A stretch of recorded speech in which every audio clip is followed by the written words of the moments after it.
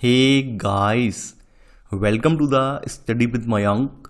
मैं हूं आपका मयंक और आज ला रहा हूं मैं आपके लिए NCERT ज्योग्राफी क्लास 6 के MCQ। आज इसी क्रम में आपका यहां पर चैप्टर नंबर 3 है। यहां पर हम पृथ्वी की गतियों से संबंधित प्रश्नों को देखेंगे। तो चलिए स्टार्ट करते हैं आज का वीडियो। देखते हैं हमें क्या क्या डिस्कस करना है। यहाँ पर आज का पहला प्रश्न है, पृथ्वी की गतियों के संदर्भ में निम्नलिखित कथनों पर विचार कीजिए। पूछा गया है कौन सा कथन यहाँ पर असत्य है। पहला है, पृथ्वी का अपने अक्ष पर घूमना परिक्रमण कहलाता है। सेकंड है, पृथ्वी का सूर्य के चारों ओर एक स्थिर कक्षा में गति को घूर्णन कहते हैं। जैसा कि हम सभी लोग जानते हैं, पृथ्वी की गति के जो है दो प्रकार होते हैं। उनमें आपका पहला प्रकार जो होता है घूर्णन होता है और दूसरा परिक्रमण होता है। आप ये देख रहे होंगे, ये पृथ्वी है और इसके बीचों बीच में एक ये सुई नुमा जो है ये अक्ष है। तो पृथ्वी इस पर जो है जो रोटेट करती है पश्चिम से पूर्व की ओर, ये पश्चिम है आपका और ये आपका पूर्व है। पश्चिम से पूर्व की ओर जो रोटेशन करती है इसको घूर्णन बोलते हैं। तो आपका पहला वाला स्टेटमेंट गलत हो जाएगा कि पृथ्वी का अपने अक्ष पर घूमना घूर्णन कहलाता है, ना कि परिक्रमण। तो यहाँ पर आपका पहला स्टेटमेंट गलत है। वहीं सेकंड वाला स्टेटमेंट कह रहा है कि स्थिर कक्षा में जब पृथ्वी जो है सूर्य के चारों ओर परिक्रमा लगाती है तो उसको परिक्रमण बोलते हैं, उसको ना कि घूर्णन। तो यहाँ पर आपका सेकंड वाला कथन गलत हो जाएगा। यानी ये आपका बीच में जो है सूर्य है और ये दीर्घवृत्ताकार पथ में जो है पृथ्वी उसकी जो परिक्रमा लगाती है तो इसको परिक्रमण बोलते हैं। यानी बीच में आपका केंद्र में सूर्य होता है और दीर्घवृत्ताकार पथ में जो है पृथ्वी जो है इसकी परिक्रमा लगाती है। तो यहाँ पर आपका दोनों ही कथन आपके असत्य हैं। तो आंसर होगा आपका सी, यानी 1 और 2 दोनों कथन असत्य हैं। दूसरा प्रश्न है अब आपका, पृथ्वी के अक्षीय झुकाव के संदर्भ में निम्नलिखित कथनों पर विचार कीजिए। पूछा गया है यहाँ पर कौन सा कथन आपका सत्य है। पहला है, पृथ्वी अपने अक्ष पर 23.5 डिग्री झुकी हुई है। सेकंड है, इसका अक्ष इसके कक्षा तल से 66.5 अंश का कोण बनाता है। वह समतल जो कक्ष के द्वारा बनाया जाता है उसे कक्षीय समतल कहते हैं। देखिए, पृथ्वी जो है अपने अक्ष पर एक काल्पनिक रेखा हमने मान ली है, उसके अकॉर्डिंग 23.5 अंश ये झुकी हुई है। तो पहला वाला कथन यहाँ पर बिल्कुल सही है। वहीं बात करें, पृथ्वी जो है अपना जो इसका अक्ष है इसके कक्षा तल से पृथ्वी जो है 66.5 अंश का जो है कोण बनाती है। तो यहाँ पर सेकंड वाला कथन भी यहाँ पर सही है। वह समतल जो कक्ष के द्वारा बनाया जाता है उसे हम यहाँ पर क्या कहते हैं, कक्षीय समतल कहते हैं। ये तीसरा वाला कथन भी यहाँ पर सही है। यहाँ पर आपके तीनों ही कथन आपके सही हैं। तो आंसर होगा आपका डी, उपरोक्त सभी। अब देखिए इमेज देख लेते हैं। देखिए ये आप देख पा रहे हैं पृथ्वी का जो झुकाव है 23.5 डिग्री है ये, ठीक है। कक्षीय समतल पर इसका झुकाव कितना है, 23.5 डिग्री है। और अगर हम इससे देखें, कक्षीय समतल से इसको देखें, तो ये कितने अंश का कोण बना रही है, ये आपका बना रही है 66.5 अंश का ये कोण ये बन रहा है। आप देख पा रहे हैं 66.5 अंश का ये कोण बन रहा है यहाँ पर। तो ये बात यहाँ पर बोली गई है जो आप देख पा रहे हैं। तीसरा प्रश्न है अब आपका, प्रदीप्त व्रत किसे कहते हैं। ग्लोब पर वह व्रत जो तापमान को विभाजित करता है, ग्लोब पर वह व्रत जो दिन तथा रात को विभाजित करता है, ग्लोब पर वह व्रत जिसके द्वारा किसी स्थान की सही स्थिति ज्ञात की जाती है, या इनमें से कोई नहीं। देखिए, आप लोग कभी आपने बचपन में प्रैक्टिकल किया हो तो आपको याद होगा, हम लोग जो है क्लासरूम में ये किया करते थे, गेंद लेकर उस पर टॉर्च से एक साइड से रोशनी दिया करते थे। टॉर्च से जब हम गेंद पर रोशनी छोड़ते हैं तो हम ये देखते हैं कि गेंद के एक भाग, गेंद का जो एक हिस्सा है, ये वाला हिस्सा दिख रहे हैं, ये प्रकाशमान होता है और पीछे वाला भाग जो है ये अंधेरे में रहता है, ठीक है। यहाँ पे डार्कनेस रहती है। तो वही पृथ्वी के साथ है। पृथ्वी जो हिस्सा सूर्य के सामने होगा पृथ्वी का, उस पर दिन होगा, और जो हिस्सा इसके अपोजिट में होगा वहां पर रात होगी। तो प्रदीप्त व्रत जो है वास्तव में दिन और रात को यहाँ पर विभाजित करता है। तो ग्लोब पर यह व्रत क्या है, दिन और रात को यह विभाजित करता है। तो तीसरे का आंसर होगा आपका बी वाला। चौथा प्रश्न है अब आपका, निम्नलिखित कथनों पर विचार कीजिए। पूछा गया है कौन सा कथन यहाँ पर सत्य है। पहला है, पृथ्वी का आकार गोले के समान है, इसलिए एक समय में सिर्फ इसके आधे भाग पर ही सूर्य की रोशनी प्राप्त होती है, जबकि दूसरे भाग में रात होती है। सेकंड है, पृथ्वी के घूर्णन के समय काल को पृथ्वी दिन कहा जाता है, यह पृथ्वी की दैनिक गति है। देखिए, जैसा कि अभी मैंने आपको पूर्व वाले क्वेश्चन में बताया है कि हम लोग अगर मान लीजिए एक गेंद का प्रैक्टिकल कर लें, एक गेंद हाथ में लें और गेंद के एक साइड से टॉर्च से रोशनी डालें उस पर, तो हम ये देखते हैं गेंद का जो ये वाला भाग है, ये वाला भाग जो प्रकाशमान होता है और इसके पीछे वाला जो हिस्सा है वो अंधेरे में रहता है। तो ठीक इसी तरह से पृथ्वी के साथ भी है, एक भाग जो है प्रकाशमान होगा और दूसरा भाग इसका अंधेरे में रहेगा। तो इस वजह से यहाँ पर आपके यहाँ दिन और रात बनते हैं। तो पहला वाला कथन यहाँ पर बिल्कुल सही है। अगर हम बात करें पृथ्वी की, तो पृथ्वी का जो घूर्णन काल है, पृथ्वी के घूर्णन के समय काल को यहाँ पर पृथ्वी दिन कहा जाता है और यह पृथ्वी की दैनिक गति है। देखिए पृथ्वी की अगर दैनिक गति की बात करें तो पृथ्वी, यानी ये मैं बता दे रहा हूँ, ये पृथ्वी जो है अपने अक्ष पर पश्चिम से पूर्व रोटेशन करती है और इसकी स्पीड है 1670 किलोमीटर प्रति घंटा। 1670 किलोमीटर प्रति घंटा की स्पीड से ये अपने अक्ष पर रोटेशन करती है। अब देखिए आपके मन में प्रश्न तो आ रहा होगा, इतनी तीव्र गति से रोटेशन कर रही है तो कहीं हम लोग बाहर क्यों नहीं निकल जाते हैं, हम लोग कहीं गिरते क्यों नहीं है? उसका रीजन है ग्रेविटेशनल फोर्स, यानी गुरुत्वाकर्षण बल की वजह से हम लोगों को ये आभास नहीं होता है। पहली बात तो ये अपने अक्ष पर घूर्णन कर रही है, दूसरी बात ये परिक्रमा भी कर रही है, सूर्य की परिक्रमा भी कर रही है, तो इस वजह से हमें आभास नहीं होता है कि पृथ्वी रोटेशन कर रही है, क्योंकि आप लोगों को गुरुत्वाकर्षण बल जो है बांधे रखता है। तो यहाँ पर पृथ्वी जो है अपने अक्ष पर 1670 किलोमीटर प्रति घंटा की रफ्तार से जो है अक्षीय घूर्णन करती है। तो यहाँ पर आपका सेकंड वाला कथन भी सही है, दोनों ही कथन यहाँ पर सही है। तो चौथे का आंसर होगा आपका सी, 1 और 2 दोनों। पांचवा प्रश्न है अब आपका, पृथ्वी की परिक्रमण गति के संदर्भ में निम्नलिखित कथनों पर विचार कीजिए। पूछा गया है कौन सा कथन यहाँ पर सत्य है। पहला है पृथ्वी 1 वर्ष या 365 सही 1/4 दिन में सूर्य का एक चक्कर लगाती है। सेकंड है 4 वर्षों में प्रत्येक वर्ष के बचे हुए 4 घंटे मिलकर एक दिन यानी 24 घंटे के बराबर हो जाते हैं। इसके अतिरिक्त दिन को फरवरी के महीने में जोड़ा जाता है। देखिए जैसा कि हम पूर्व वाली जो आपकी वीडियो थी, यानी इससे पूर्व वाला चैप्टर था, उसमें पढ़ चुके हैं कि पृथ्वी जो है अपना एक परिक्रमण, यानी सूर्य के चारों ओर अपना एक परिक्रमण जो है 365 दिन, ठीक है, 365 डेज, 5 आवर 5 घंटे 48 मिनट, ठीक है, और 46 सेकंड में पूरा करती है। यानी हम ये वाला जो समय है आप देख पा रहे हैं 5 घंटे 48 मिनट 46 सेकंड वाला, इसको हम लगभग मान लेते हैं, लगभग 6 घंटा मान लेते हैं, 6 आवर। तो हम क्या करते हैं समय की गणना के लिए इस 6 घंटे को अलग निकाल देते हैं और ऐसे करते करते 4 सालों का जो समय हो जाता है, 4 सालों का समय 6 घंटे का जोड़ते जाएंगे तो 24 घंटा बन जाता है। ठीक है, 4 सालों का समय जब जोड़ते जाएंगे 6 घंटे का तो 24 घंटा बन जाता है। तो हम ये करते हैं हर चौथे साल में, जिसको लीप ईयर वाला साल बोलते हैं, यानी कि इसको लीप ईयर वाला साल बोलते हैं, लीप साल बोलते हैं, उसमें एक दिन जोड़ देते हैं। और वो एक दिन हम कहाँ पर जोड़ते हैं? फरवरी के महीने में जोड़ते हैं। तभी आप देखते होंगे लीप ईयर वाले साल में फरवरी के महीने में 28 की जगह 29 दिन होते हैं। वो यही वाले दिन होते हैं क्योंकि यहाँ से जो बचा हुआ 6 घंटा है हमने 4 साल तक इकट्ठा करते रहे हैं और बाद में 4 साल के बाद उसको पूरा एक दिन हमने बना दिया है और फरवरी में उसको हम जोड़ दिया है। तो यहाँ पर आपका पहला वाला कथन बिल्कुल सही है। दूसरा वाला कथन असत्य हो जाएगा। असत्य होने का रीजन ये है कि यहाँ पर लिखा हुआ है 4 वर्षों में प्रत्येक वर्ष के बचे हुए 4 घंटे। 4 घंटे 4 वर्षों के अगर होंगे तो कितने हो गए? 16 घंटे तो हुए। कहाँ एक दिन कहाँ बन पाया ये? यहाँ पर है 6 घंटा। ठीक है, यानी हमने जो 5 घंटा 48 मिनट 46 सेकंड है इसको 6 घंटा मान लिया है। मैंने नहीं, मतलब वैज्ञानिकों ने ये माना है और सर्वसम्मति से माना है, किसी एक की सम्मति नहीं है इसमें, तो उन्होंने ये माना है 6। ठीक है, तो 6 घंटे मिलकर एक दिन 24 घंटे के बराबर हो जाते हैं और ये अतिरिक्त दिन होता है जो ये फरवरी के महीने में बाद में जोड़ा जाता है, जिसको हम लीप ईयर कहते हैं। तो यहाँ पर आपका पहला कथन सत्य है। तो 5वें का आंसर है आपका केवल ए। 6वां प्रश्न है अब आपका, ऋतु परिवर्तन के संदर्भ में निम्नलिखित कथनों पर विचार कीजिए। पूछा गया है यहाँ पर उपरोक्त में से कौन सा कथन असत्य है, यानी गलत कौन सा है यहाँ पर। पहला है सामान्यतः एक वर्ष को गर्मी, सर्दी, वसंत एवं शरद ऋतुओं में बांटा जाता है। सेकंड है ऋतुओं में परिवर्तन सूर्य के चारों ओर पृथ्वी की स्थिति में परिवर्तन के कारण होता है। देखिए बात करें यहाँ पर आपके कथन की, तो यहाँ पर आपका पहला वाला कथन बिल्कुल सही है कि आपके एक वर्ष में 4 ऋतुएं मानी गई हैं, जिसमें गर्मी, सर्दी, वसंत और शरद ऋतु इसमें बांटी गई हैं। यानी एक वर्ष को यहाँ पर 4 ऋतुओं में बांटा गया है। ऋतुओं में परिवर्तन जो होता है वो सूर्य के चारों ओर पृथ्वी की स्थिति में परिवर्तन के कारण होता है। तो यहाँ पर आपका सेकंड वाला कथन भी सही है। चूंकि यहाँ पर दोनों ही कथन सही हैं तो यहाँ पर आंसर आएगा डी। ना तो एक गलत है और ना ही दूसरा गलत है, क्योंकि यहाँ पे असत्य पूछा गया है। तो 6वें का आंसर है आपका डी वाला। 7वां प्रश्न है अब आपका, उत्तरी अयनात के संदर्भ में निम्नलिखित कथनों पर विचार कीजिए। पूछा गया है कौन सा कथन यहाँ पर सत्य है। पहला है 21 जून को उत्तरी गोलार्ध सूर्य की तरफ झुका होता है, जिससे सूर्य की किरणें विषुवत रेखा पर सीधी पड़ती हैं। सेकंड, इस दिन उत्तरी गोलार्ध में दिन सबसे बड़ा और रात सबसे छोटी होती है।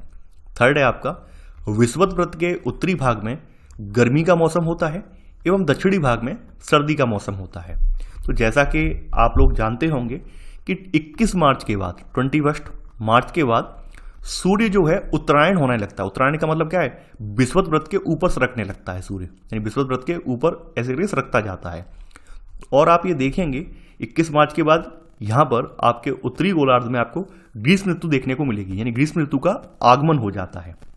जैसे जैसे आप देखेंगे कि सूर्य जो है ऊपर की ओर सरकता जाता है, तो 21 जून को उत्तरी गोलार्ध में ये जो है सूर्य की तरफ झुका होता है, और इसकी वजह से सूर्य की किरणें जो होती हैं विषुवत रेखा पर नहीं बल्कि कर्क रेखा पर, जो आपकी 23.5 डिग्री उत्तरी जो रेखा है कर्क रेखा पर सीधी पड़ती हैं।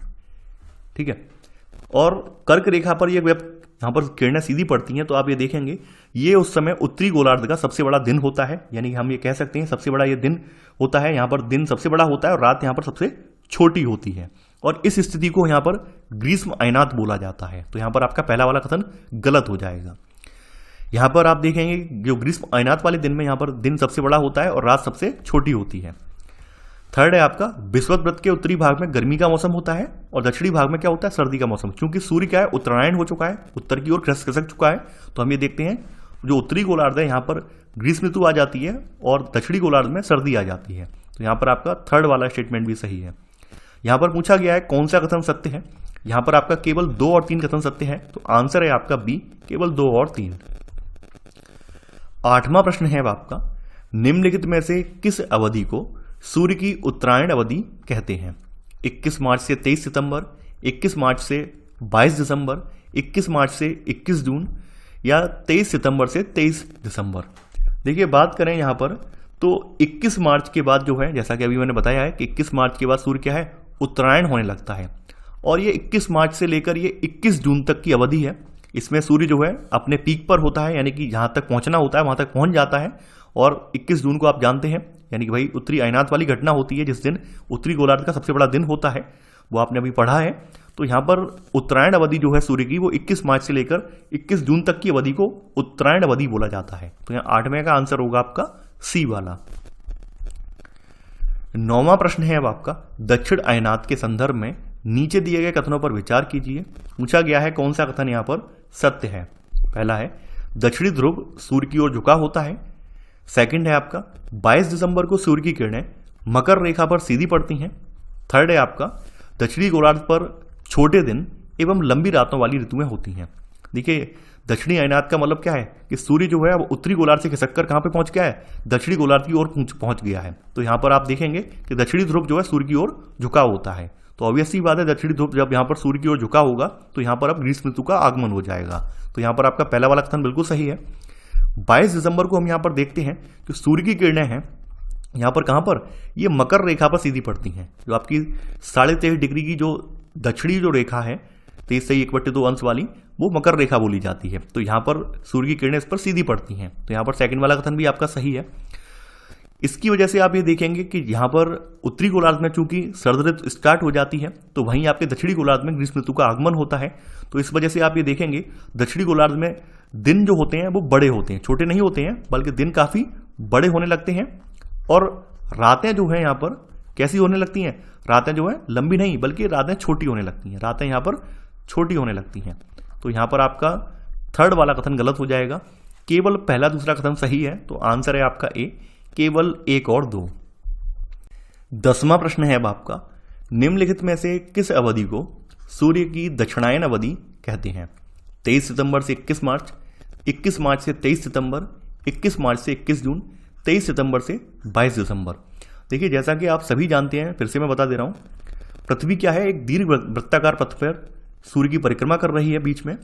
तो यहां पर पृथ्वी क्या है, जब परिक्रमण कर रही होती है तो पृथ्वी अपना जो स्थिति है परिवर्तित करती रहती है, यानी कभी यहां पर है तो कभी यहां पर है, कभी यहां पर है तो कभी यहां पर है। तो यहां पर क्या होता है कि जो आप देख रहे हैं कि ये आपने एक नोटिस भी कर रहे होंगे कि सर ने तो 6 महीने की अवधि बताई है ग्रीष्म ऋतु की, शरद ऋतु की 6 महीने का टाइम रहेगा उत्तरी गोलार्ध में, 6 महीने का टाइम दक्षिणी गोलार्ध में रहेगा। लेकिन यहाँ पर उत्तरायण और दक्षिणायन की अवधि मात्र 3-3 महीने की निकल रही है। भाई नोटिस कर लीजिए आप, इसकी जो डिफरेंस है वो 3 महीने का डिफरेंस, 3 मंथ का डिफरेंस है। तो ऐसा क्यों है? ऐसा इसलिए है क्योंकि 3 महीने ही, यानी आप ये देखेंगे 3 महीने के दौरान ही सूर्य जो है अपने पीक पर पहुंच पाता है, जिस बिंदु पर उसे पहुंचना चाहिए उस बिंदु पर वो पहुंच जाता है। और उसके बाद जैसे जैसे परिक्रमण की वजह से पृथ्वी की स्थिति परिवर्तित होती है, सूर्य अपनी पुरानी अवस्था में लौटने लगता है, यानी नीचे की ओर खिसकने लगता है। तो इस वजह से यहाँ पर 3 महीने का समय ही उत्तरायण और दक्षिणायन में काउंट किया जाता है। तो यहाँ पर आपका आंसर होगा आपका डी। 23 सितंबर से लेकर 22 दिसंबर वाली जो अवधि है इसको सूर्य की दक्षिणायन अवधि बोलते हैं। तो यहाँ पर 10वें का आंसर होगा आपका डी वाला। हाँ, एक बात और मैं बताना भूल गया, आपका जब उत्तरी गोलार्ध में सूर्य चमकता है तो उस समय क्या होता है, आपका जो उत्तर ध्रुव है यानी जहाँ पर उत्तरी ध्रुव है आपका, ये नॉर्थ पोल जैसे हम बोलते हैं, नॉर्थ पोल पर यहाँ पर 6 महीने तक 6 मंथ तक जो है क्या है, दिन रहता है। ठीक है, यहाँ पर रात नहीं होती है। नॉर्थ पोल की बात हो रही है, जो आपका नॉर्थ पोल है यानी उत्तरी ध्रुव है, इस पर 6 महीने तक लगातार दिन रहता है। वहीं आपका जो दक्षिणी ध्रुव है इस पर 6 महीने तक लगातार रात रहती है। यानी यहाँ पर 6 मंथ तक क्या रहेगी, यहाँ पर आपकी 6 मंथ तक आपको नाइट देखने को मिलेगी, रात देखने को मिलेगी। ठीक इसी प्रकार से जैसे ही सूर्य जो है दक्षिणी गोलार्ध में पहुंचेगा तो वैसे ही क्या होगा, उत्तरी गोलार्ध में आप देखेंगे जो नॉर्थ पोल है यानी उत्तरी ध्रुव है, यहाँ पर 6 महीने की रात होगी और साउथ पोल में 6 महीने का दिन होगा। तो ये भी आप याद रखना। 11वां प्रश्न है अब आपका, ऑस्ट्रेलिया में क्रिसमस का पर्व किस ऋतु में मनाया जाता है? वसंत ऋतु, ग्रीष्म ऋतु, शीत ऋतु, शरद ऋतु। देखिए बात करें आपके ऑस्ट्रेलिया की, तो ये ऑस्ट्रेलिया में जब पूरी दुनिया में जो क्रिसमस का पर्व है, यानी क्रिसमस का पर्व होता है 25 दिसंबर को, 25 दिसंबर को होता है। जब पूरी दुनिया में ये पर्व जो है सर्दी के मौसम में मनाया जाता है यानी शीत ऋतु में मनाया जाता है, तो उस समय दक्षिणी गोलार्ध में चूंकि सूर्य उस समय दक्षिणायन होता है, तो इस वजह से ऑस्ट्रेलिया में आपको ये पर्व ग्रीष्म ऋतु में देखने को मिलेगा, ग्रीष्म ऋतु में ये मनाया जाता है। तो यहाँ पर 11वें का आंसर होगा आपका बी वाला। 12वां प्रश्न है अब आपका, विषुव के संदर्भ में निम्नलिखित कथनों पर विचार कीजिए। पूछा गया है कौन सा कथन यहाँ पर असत्य है। पहला है 21 जून एवं 23 सितंबर को सूर्य की किरणें विषुवत व्रत पर सीधी पड़ती हैं। सेकंड है पूरी पृथ्वी पर दिन और रात बराबर होते हैं। थर्ड है आपका इस अवस्था में कोई भी ध्रुव सूर्य की ओर नहीं झुका होता। देखिए विषुव का मतलब ये है कि जैसे जैसे सूर्य उत्तरायण और दक्षिणायन होता है, यानी कि सूर्य जो है उत्तरायण कब होता है, सूर्य उत्तरायण होना 21 मार्च से स्टार्ट कर देता है। ठीक है, तो 21 मार्च का जो दिन है इस पर आप देखेंगे जो विषुवत व्रत है इस पर सूर्य की किरणें सीधी पड़ती हैं। वहीं 23 सितंबर का जो दिन है, 23 सितंबर के बाद सूर्य क्या है, दक्षिणायन होने लगता है। तो उस समय क्या होता है, विषुवत व्रत यानी जिसको भूमध्य रेखा बोलते हैं या फिर 0 डिग्री अक्षांश बोलते हैं, इस पर फिर से सूर्य की किरणें पड़ती हैं। क्योंकि सूर्य दक्षिणायन हो रहा है तो 23 सितंबर को दोबारा विषुवत व्रत पर सूर्य की किरणें लंबवत पड़ती हैं। तो यहाँ पर आपका पहला स्टेटमेंट गलत हो जाएगा, क्योंकि यहाँ पर जून लिखा हुआ है, यहाँ पर 21 मार्च और 23 सितंबर होना चाहिए था। ठीक है, तो यहाँ पर 21 मार्च नहीं है, 23 सितंबर तो है, तो यहाँ पर इस वजह से पहला वाला स्टेटमेंट गलत हो जाएगा। तो आप ये देखेंगे जब ये विषुव वाली घटना होती है तो उस समय क्या होता है, पूरी पृथ्वी पर दिन और रात बराबर होते हैं। तो यहाँ पर सेकंड वाला कथन बिल्कुल सही है। थर्ड है यहाँ पर कि इस अवस्था में कोई भी ध्रुव आपका जो है सूर्य की ओर नहीं झुका होता। ये वाला कथन भी सही है कि जब जो विषुव की घटना होती है तो उस समय आपका कोई भी ध्रुव, ना तो नॉर्थ पोल और ना ही साउथ पोल, 2 ही ध्रुव हैं आपके, तो इनमें से कोई भी सूर्य की ओर नहीं झुका होता। तो यहाँ पे पूछा गया है कौन सा कथन असत्य है, केवल पहला वाला कथन असत्य है, तो आंसर है आपका ए, केवल 1। 13वां प्रश्न है अब आपका, जब 23 सितंबर को उत्तरी गोलार्ध में शरद ऋतु होती है तब दक्षिणी गोलार्ध में कौन सी ऋतु होती है? शरद ऋतु, ग्रीष्म ऋतु, वसंत ऋतु या शीत ऋतु? देखिए जब 23 सितंबर को उत्तरी गोलार्ध में शरद ऋतु होती है तब दक्षिणी गोलार्ध में आपकी वसंत ऋतु होती है। तो यहां पर आपका 13वें का आंसर होगा सी वाला। 14वां प्रश्न है अब आपका, पृथ्वी की सूर्य के चारों ओर की गति को कहा जाता है? देखिए ये आपकी एनसीईआरटी में जो एमसीक्यू दिए हुए हैं वो वाले मैंने यहाँ पे रख दी हैं। तो इस गति को जो है हम लोग पढ़ चुके हैं, परिक्रमण कहा जाता है। तो यहाँ 14वें का आंसर होगा आपका बी वाला। 15वां प्रश्न है, सूर्य की सीधी किरणें विषुवत व्रत पर किस दिन पड़ती हैं? 21 मार्च, 21 जून, 22 दिसंबर, 23 नवंबर। तो अभी हम पढ़ चुके हैं कि सूर्य की सीधी किरणें जो विषुवत व्रत है या इक्वेटर लाइन है या भूमध्य रेखा है, इस पर 21 मार्च और 23 सितंबर को पड़ती हैं। 21 मार्च और 23 सितंबर को सीधी सीधी पड़ती हैं। तो यहाँ 15वें का आंसर होगा आपका ए वाला। 16वां प्रश्न है अब आपका, ऋतुओं में परिवर्तन पृथ्वी की किस गति के कारण होता है? घूर्णन गति, गुरुत्वाकर्षण, परिक्रमण या अक्षीय झुकाव? तो ऋतुओं में परिवर्तन हम लोग जानते हैं पृथ्वी के अपने कक्षा में परिक्रमण करने की वजह से होता है, सूर्य के चारों ओर परिक्रमा लगाने की वजह से होता है। तो 16वें का आंसर है सी वाला। 17वां प्रश्न है, दिन रात जिस कारण होते हैं वह है भू परिक्रमण, भू परिभ्रमण, पृथ्वी का अक्षीय झुकाव या चंद्रमा का परिक्रमण? देखिए हम लोग जानते हैं जो आपका घूर्णन है, घूर्णन का मतलब क्या होता है, पृथ्वी का अपने अक्ष पर रोटेशन जो होता है उसको घूर्णन कहते हैं। इसका एक अलग नाम, दूसरा नाम भी है, इसका दूसरा नाम जो है भू परिभ्रमण भी है। इसका दूसरा नाम आपका भू परिभ्रमण है। तो दिन रात जिस कारण होते हैं वो अपने अक्ष पर घूमने के कारण होते हैं और इसको हम घूर्णन या फिर भू परिभ्रमण भी कह सकते हैं। तो यहां पर आपका 17वें का आंसर होगा बी वाला। 18वां प्रश्न है, मौसम बदलने का क्या कारण है? पृथ्वी का अपनी धुरी पर घूमना एवं सूर्य के चारों ओर घूमना, पृथ्वी का सूर्य के चारों ओर चक्कर लगाना, पृथ्वी का सूर्य के चारों ओर चक्कर लगाना व अपने अक्ष पर झुकाव होना। अगला है पृथ्वी का अपनी धुरी पर चक्कर लगाना व अपने अक्ष पर झुकाव होना। देखिए यहां पर अगर बात की जाए तो सबसे बड़ी बात है पृथ्वी का सूर्य के चारों ओर चक्कर लगाना और ये अपने अक्ष पर झुकी हुई है। इस वजह से हमारे यहाँ क्या है, मौसमी परिवर्तन या ऋतुओं में परिवर्तन देखने को मिलता है। तो 18वें का आंसर होगा आपका सी वाला। 19वां प्रश्न है, विषुव या फिर इक्विनॉक्स वर्ष के 2 काल जब दिन और रात बराबर होते हैं कौन कौन से हैं? 21 मार्च और 23 सितंबर, 22 फरवरी और 23 अगस्त, 15 अक्टूबर और 23 अप्रैल, 22 जुलाई और 22 दिसंबर। जैसा कि अभी हम पढ़ चुके हैं, ये जो विषुव वाले या इक्विनॉक्स जिन्हें हम बोलते हैं, ये जिन पर दिन और रात बराबर होते हैं, ये 21 मार्च और 23 सितंबर हैं। तो 19वें का आंसर है आपका ए वाला। ये वाला प्रश्न भी पूछा गया है एग्जाम में। 20वां प्रश्न है, निम्नलिखित तिथियों में से किसमें दोपहर को आपकी छाया सबसे छोटी होती है? 25 दिसंबर, 21 मार्च, 21 जून। देखिए 21 जून की जो तिथि होती है, ठीक है, जिसको उत्तरी अयनात बोलते हैं, तो इसमें उत्तरी अयनात वाली तिथि पर आप ये देखेंगे क्योंकि यहाँ पर उत्तरी गोलार्ध का सबसे बड़ा दिन होता है ये वाला, ठीक है। यहाँ पर जो डे है वो सबसे ज़्यादा बड़ा होता है और रात जो होती है, नाइट जो होती है, वो छोटी होती है। तो इस वजह से आप ये देखेंगे कि यहाँ पर 21 जून वाले दिन में दोपहर पर आपकी जो छाया है सबसे छोटी होगी, ठीक है। तो यहाँ पर 20वें का आंसर है आपका सी वाला। तो ये था हमारा आज का वीडियो। आई होप आपको ये वीडियो पसंद आया होगा। आप लोग इस वीडियो को लाइक और शेयर करना बिल्कुल ना भूलें। तो चलिए आज के लिए बस इतना ही। Thanks for watching. जय हिंद।